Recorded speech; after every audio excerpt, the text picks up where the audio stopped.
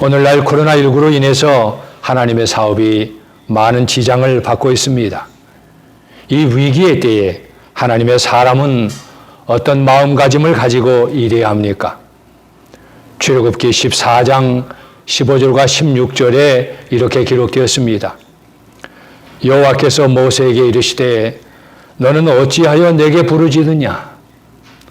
하나님께 부르짖는 것을 탓하시고 견책하시는 것이 아니라 오히려 흐뭇하게 생각하시는 말씀입니다.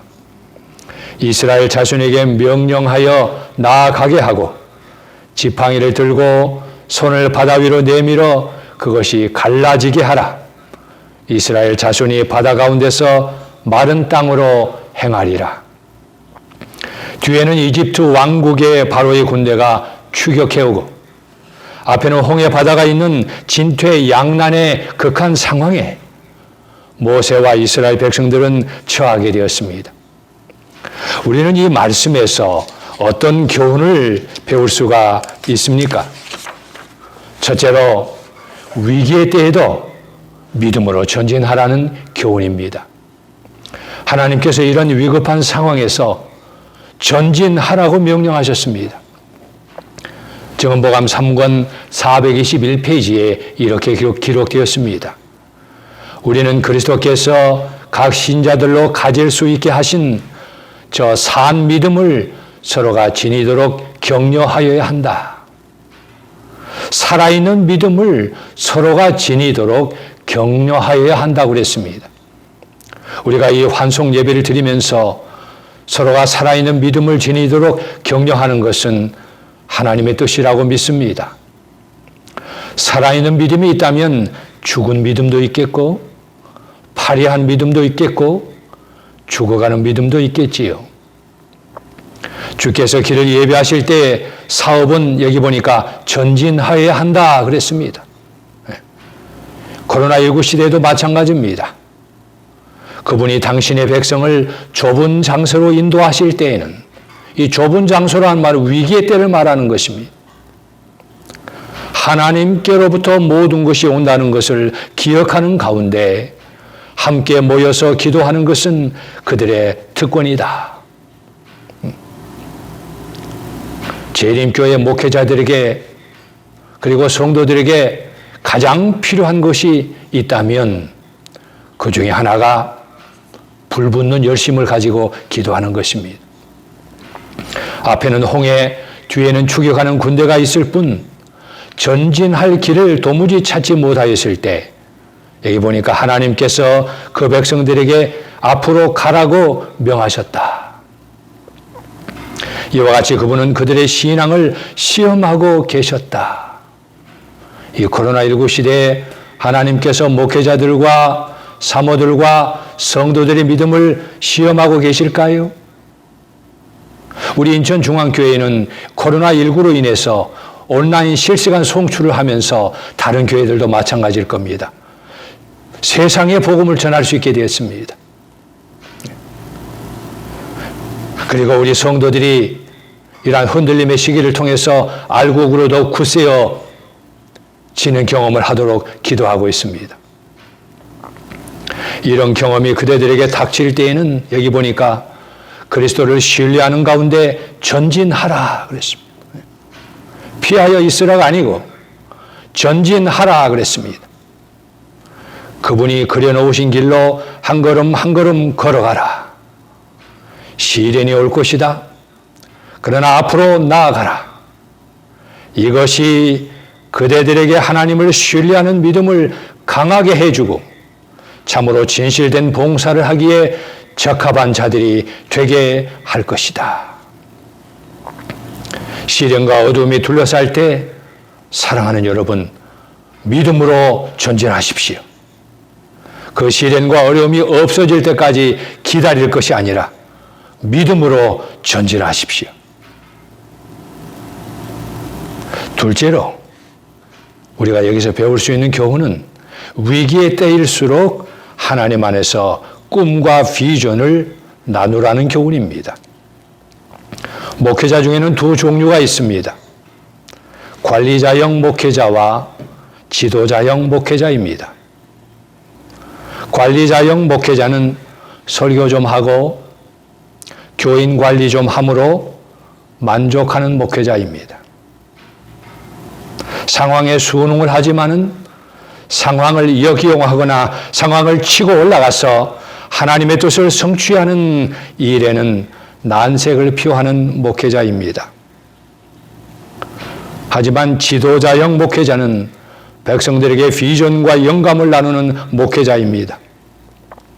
꿈과 비전을 가지고 백성들에게 방향을 제시할 뿐만 아니라 상황을 하나님 안에서 이용하고 하나님의 뜻을 성취하는 목회자입니다.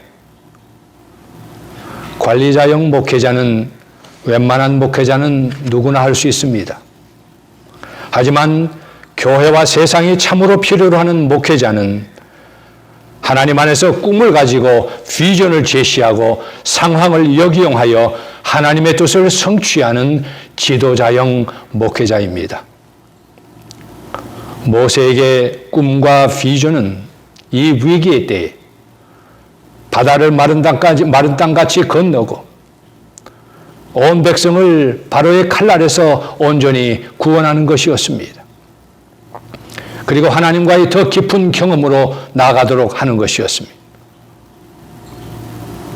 1923년 3월 3일 30대 청년 2명이 미국과 세계 도처에서 일어나고 있는 시사 문제에 대해서 체계적이고 간결한 형식의 정보를 만들고자 시사 주간지를 만들고자 했습니다. 창간을 했던 젊은 청년의 이름은 헨리 R. 루스와 브리튼 헤돈이었는데 처음 그들이 창간 계획을 주위에 말했을 때 사람들은 냉소를 지으며 말했습니다. 그게 되겠어요? 그러나 두 청년은 전혀 위축되지 않았고 할 수 있다는 꿈을 가지고 일을 추진해 나갔습니다. 그러던 어느 날 그들은 뉴욕시의 지하도 벽에 붙어있는 포스터의 문안을 보게 되었습니다. 변화를 위한 시간, 이렇게 적혀 있었습니다. Time for change. 그 글을 보고 시사 주간지 이름을 타임이라 정하게 되었습니다.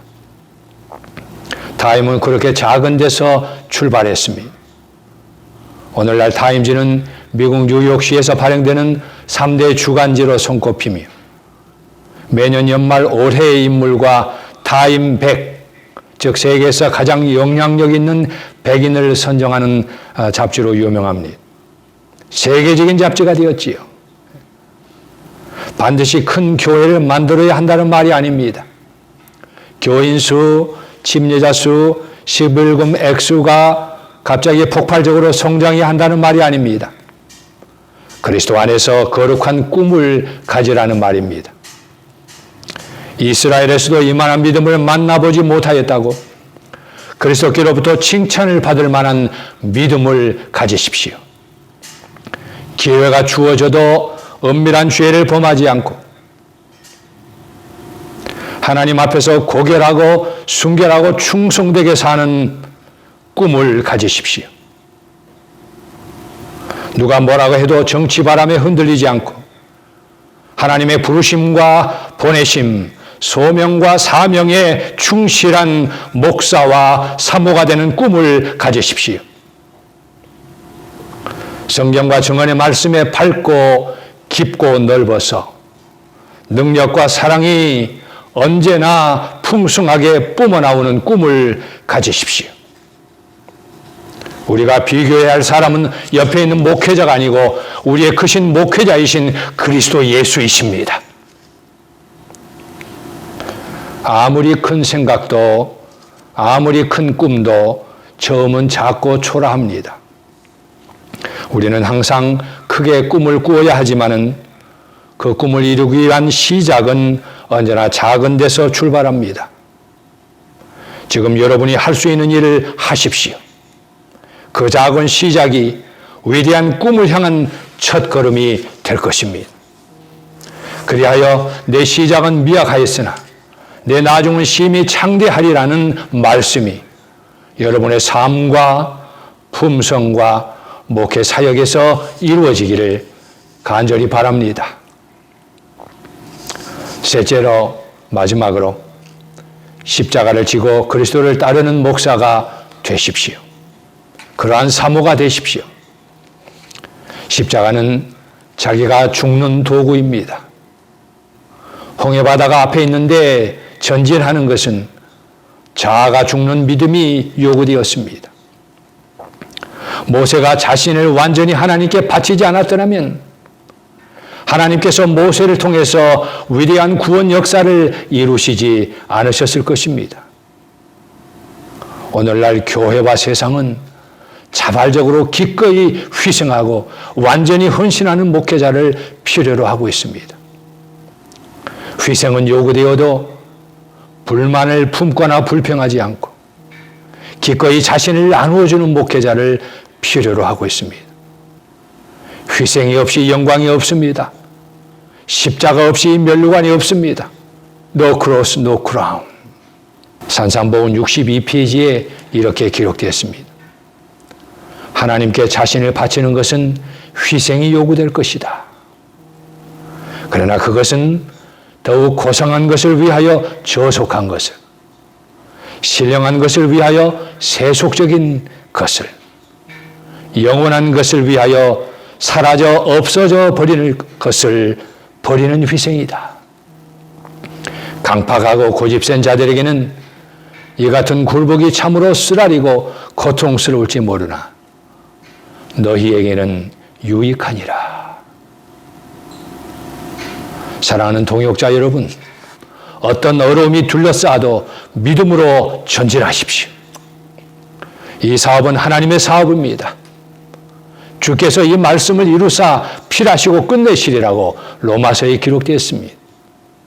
하나님께서 이 복음 사업을 이 땅에서 끝내실 것입니다. 꿈을 가지십시오.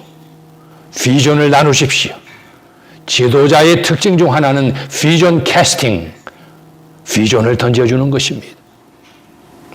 그리스도 안에서 거룩하고 아름다운 꿈을 가지십시오. 백성들에게 영감을 나누고 비전을 제시하고 상황을 역이용해서 치고 올라가 하나님의 뜻을 성취하는 지도자형 목회자가 되십시오. 그리고 십자가를 지고 그리스도를 따르는 참 목회자, 참 제자가 되십시오. 내가 그리스도를 진심으로 따라가지 않고는 백성들은 목회자를 진심으로 따라오지 않을 것입니다.